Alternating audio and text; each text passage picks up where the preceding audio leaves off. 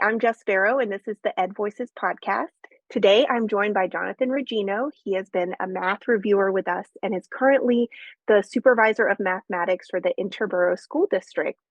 Hi, Jonathan. I'm excited to have you here today and would love to kind of just jump right into who you are. And would you mind to tell us a little bit about your journey in education? Hi, Jess. Thank you. I'm really excited to talk about my work with EdReports and what I've been doing. So I started off as a middle school math and science teacher in Twin Valley School District. I taught for 10 years. I hit that 10-year mark and had the itch to try something new.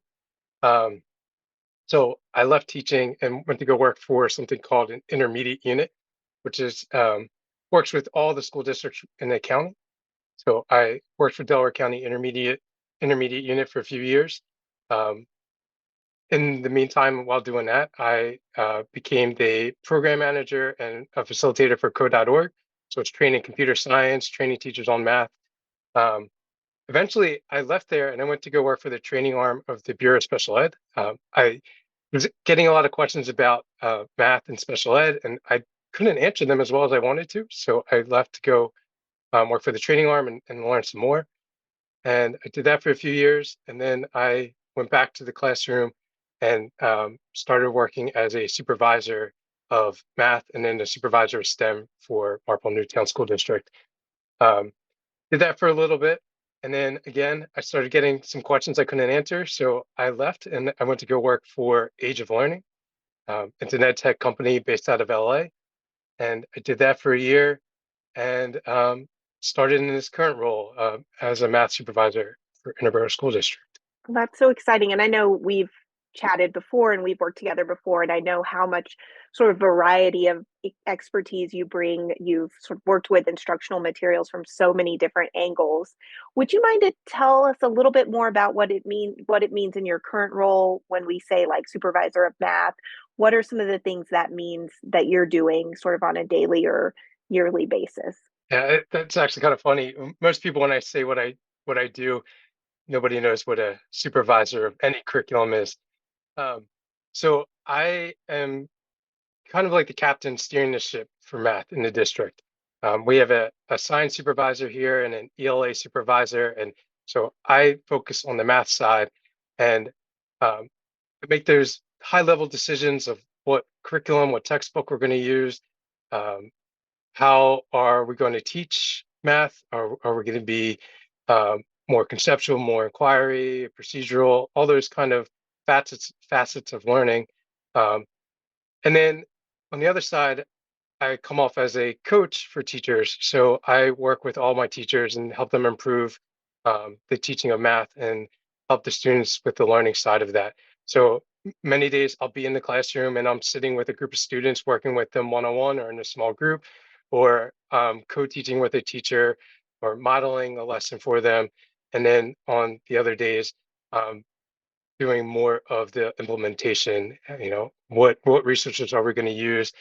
If we're bringing in a new resource, I'm doing the training for my district and helping to make those kind of decisions. Yeah, wow. No, that's a huge opportunity and responsibility, and we'll come back to this in terms of adopting and implementing instructional materials and some of your perspective on that. But before we get there, I would love to hear a little bit about sort of your involvement with EdReports. When and why did you start reviewing with us? So I was actually trained back in 2018, but I didn't do my first review until 2020. I went through the training, took some time to learn about EdReports, and the whole reason I even got into this. So when I was working for the intermediate unit and I was working with my districts, I was on most of those teams that were reviewing new materials and trying to decide on the next textbook. And while I was doing my research, EdReports kept popping up over and over again. And it kind of out of nowhere, it seemed like my social media was blowing up about it. All the research I was doing about curriculum EdReports kept popping up. And so the running theme of my life is if I don't know something, I go and I join it to learn more about it. So in 2018, I signed up to get trained by EdReports because I wanted to be able to go back to my districts and say, this is what EdReports is about. This is why we should use them or not use them. And this is what we're going to get out of the information that they're providing. So I did that, did the training, and I walked away with a wealth of knowledge that I immediately got to use with my districts. And then in 2020, I had the opportunity to hop on my first review, and I went through that process. And I really had wished I had done that earlier because it completely changed the way I looked at curriculum and the way I thought about curriculum. And even the conversations I was having with districts changed. Um, so I did that review in 2020. That was my first one. I've done two more since then.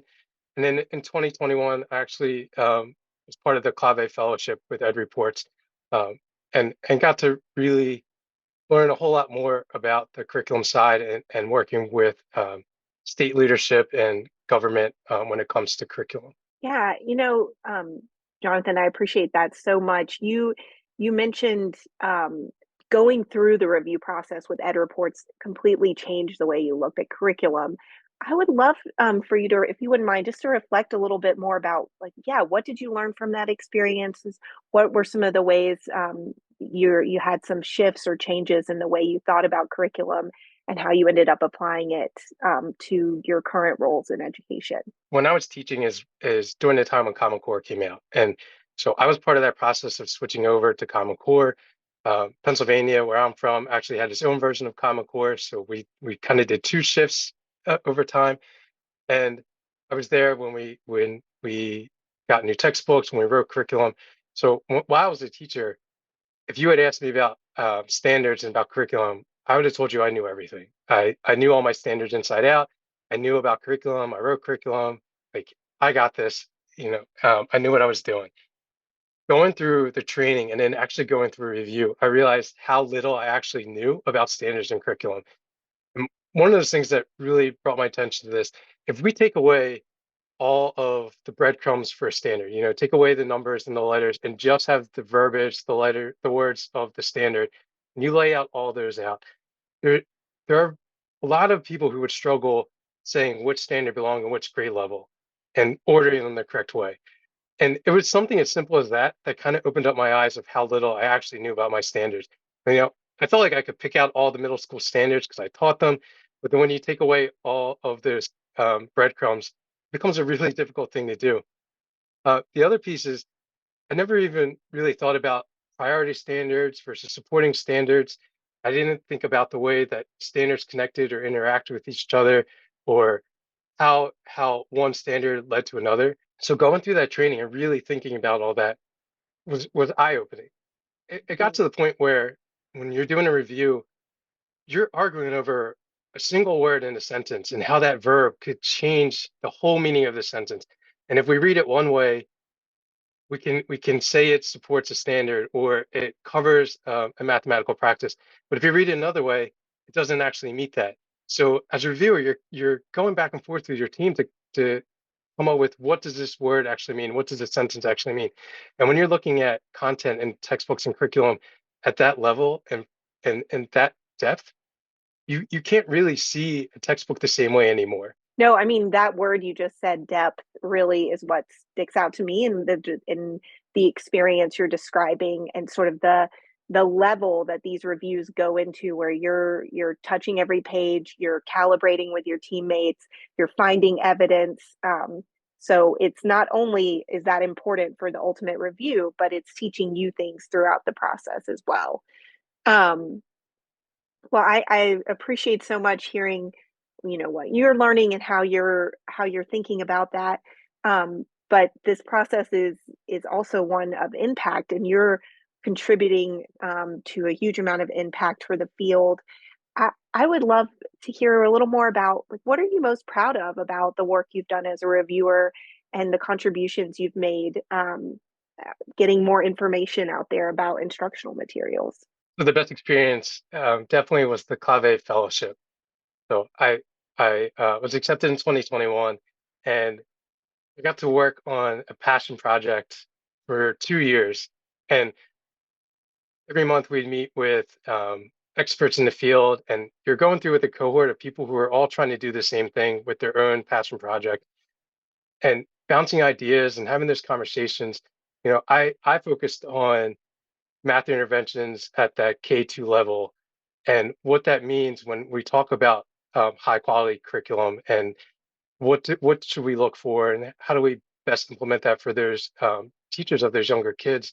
And I got to talk to leadership in Pennsylvania, and um, I go to I actually got to present at NCTM about Oh, wow. the Cloud Fellowship and about what I learned and my passion project.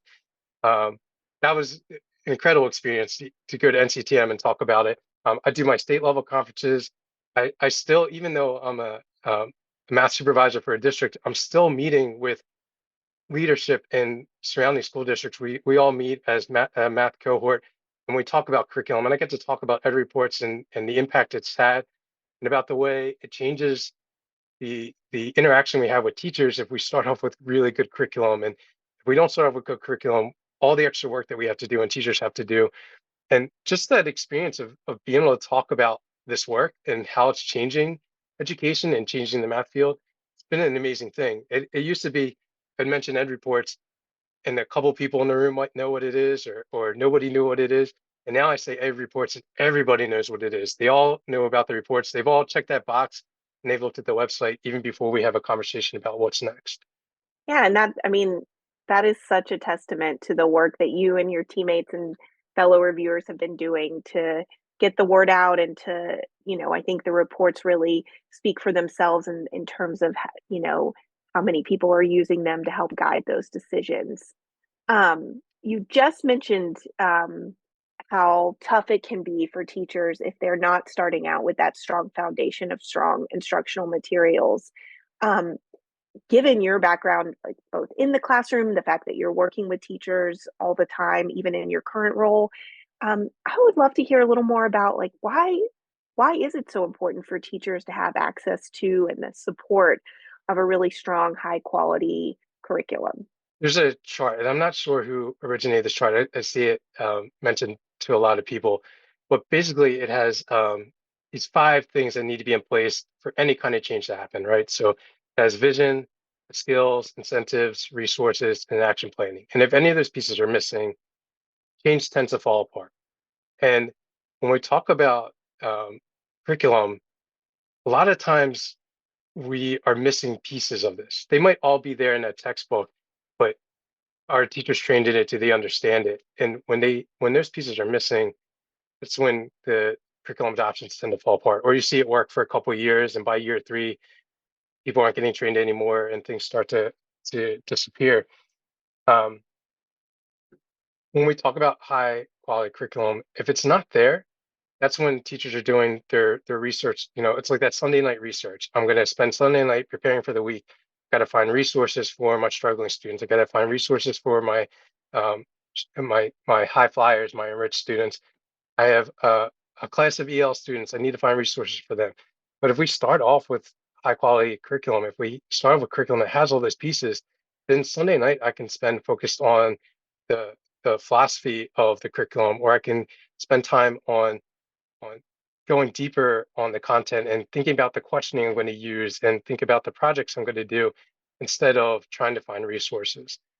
Um, but if we even if we start off with something that isn't high quality, that means the district's paying money for a curriculum, and then they're paying teachers on top of that to rewrite the curriculum, and then you're paying money on top of that for people to do PD, all to fix something that if we had started off with high quality curriculum in the first place, we could cut out all those extra expenses.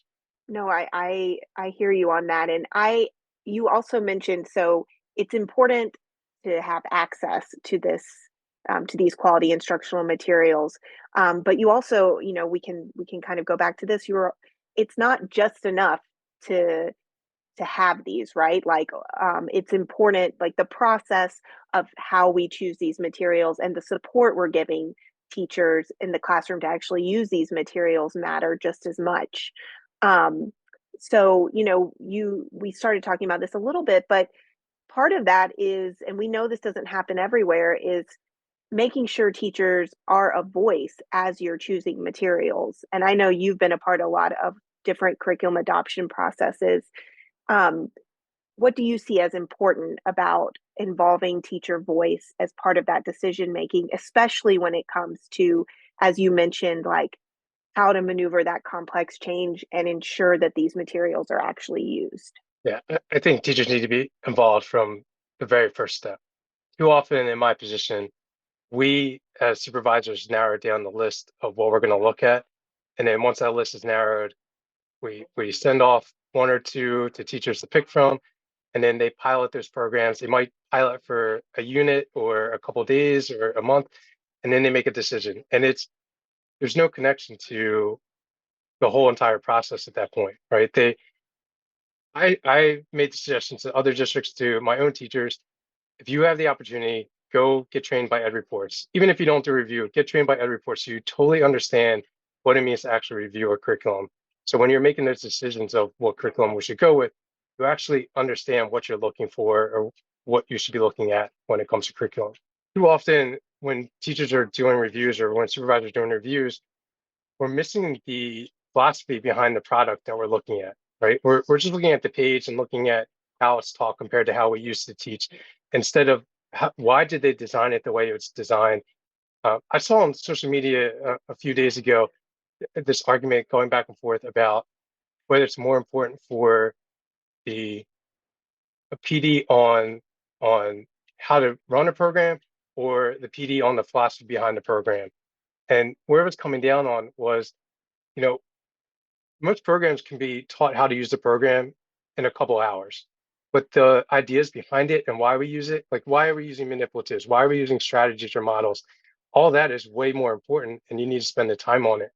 And all that's part of that curriculum review, like understanding from K all the way through 12, how are those models or strategies and manipulatives are going to be used. And even when we do reviews and we're looking for pilots and implementing, a lot of times those pieces are well, we'll get to that if we buy this product and we'll spend more time on it. And I think that needs to happen during the reviews. And that's why teachers need to be involved, because they need to be able to ask those questions. Yeah, having I love that you said from the very beginning of the process. So it's not coming in halfway or coming in at the end when things like a lot of decisions have already been made. It's having those voices at the table from the earliest possible moment.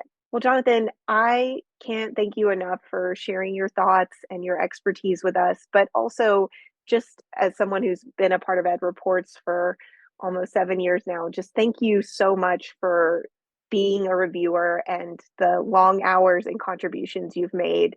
I see every day in my job here, like what a difference you and all the reviewers are making. So just genuinely grateful on that front. And we will hope to talk to you again very soon. Yeah, thank you. I listen, without EdReports, the reviewing curriculum would be impossible. There's so much content out there right now, and not having that first step of what even to narrow down our list or what we should look at or why we should look at it, even the framework of how you review, if that didn't exist, our ability to do what we need to do to figure out what's best for students would be impossible. So I am appreciative of what EdReports does and the way that you use teachers to do all this work. It's amazing, and I can't wait for what comes out in the future and how you progress, how the company progresses, and the reviews progress over time. Yeah, well, I'm glad we're on this team and this journey together. We're so lucky to work with so many amazing educators. Um, okay, well, we will talk soon.